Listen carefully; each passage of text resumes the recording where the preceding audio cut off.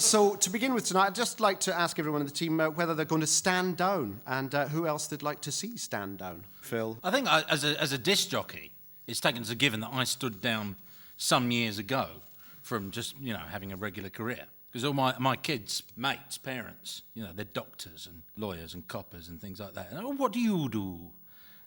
Well, if you email me, I'll play you a Ruts B-side. I'm basically a jukebox with an appetite.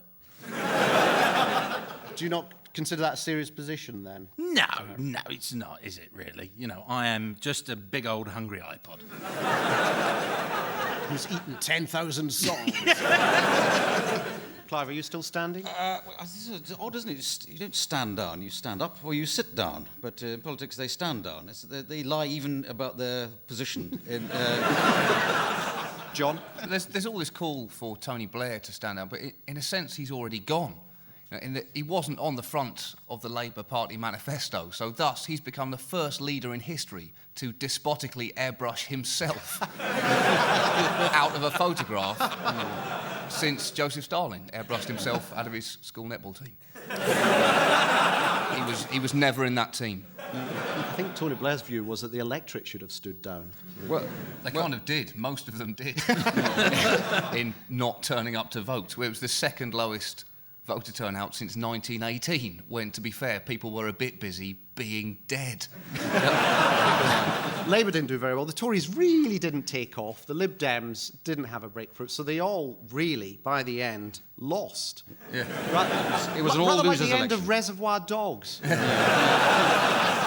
But the other interesting thing from the last few days is that Blair's authority has disappeared. His cabinet reshuffle was mostly people saying, "Back off. I'm not going." He brings back people. People resigned from the Labour government. In the old days, John Profuna resigned and he went into charity work for the rest of his life. Rather nobody. Now, they don't so much resign, they go and sit on the naughty step for a couple of weeks.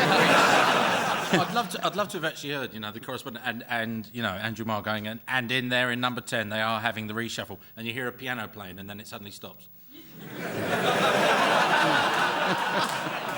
Well, Jeff Hoon storms out of number 10 looking very, very disappointed. Yeah. But in order to sort of accommodate all his ministers' whims, because they refused to do what he asked them, because he's the cabinet's gimp now, Tony Blair.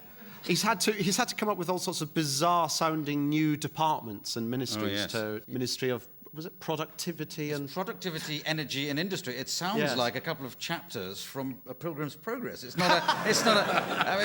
I mean, you can't really be not busy if you're working there. Oh, it's productivity, energy, industry. Go, do something. There's an ambassador to Narnia. Chancellor of the Duchy of Duke Street. Minister for Tough Love.